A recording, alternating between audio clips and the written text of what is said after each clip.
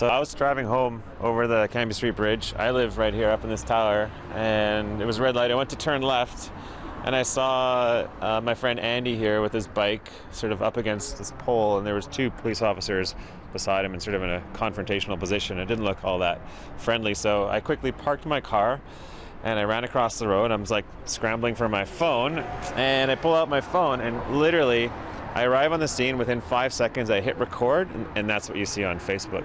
Well, at first I was in complete shock. I couldn't believe it happened, and I wanted to get involved or do something, but I realized I wasn't going to help the situation. So I was like yelling at them, and I said, "This is going to get. You can't do this. Like this is going on TV," and it is. And then they just told me to stand back. So I just kept filming for the whole time. I stood there for about 45 minutes waiting for the whole situation to clear up, because I didn't actually feel like he was very safe at that situation. What were the cops telling you to get out of the way? What kind of stuff? They just said, don't interfere with me. We're just doing our job. Back off. And I just kept, 6 feet away, filming the whole time. And after a while, they kind of forgot about me. I could see what was causing the escalation. I mean, I was walking across the road. I came here, and there was a good 5-10 seconds of dialogue that I could hear before the recorder started. And from what I heard, there was an argument about whether or not he should have a ticket.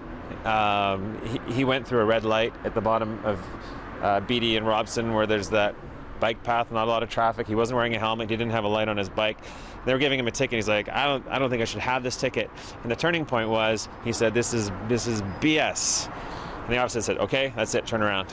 And so he turned around, and that's when the filming started. So the officers were frustrated that he was so argumentative about the ticket. That's the great thing about the video, is it's so clear. It's from 6 feet away. You can see whether or not you think he was actually resisting. I think when somebody turns like from here to here to ask why they're being arrested, I wouldn't call that resisting arrest. If he went and moved his arms or was threatening or raised his voice, I could see a point. But even then, there's two officers that are much larger than him. They could have very easily just pushed him against the pole, twisted his arm, put him in a thumb lock. I mean, officers are trained to do all sorts of things. To do a hard punch to the face where the tooth actually goes right through his lip, it's excessive force for sure.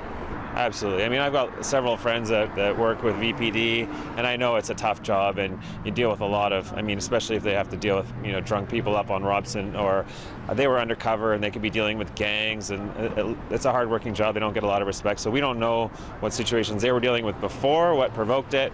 I do know he was being argumentative. I'm argumentative myself, and you get under someone's skin, but I think the most challenging job that a police officer has is how to keep their cool in those tough situations. So I didn't think this was a tough situation. If anything, that's where someone should have been like, I got this is easy, I can handle it.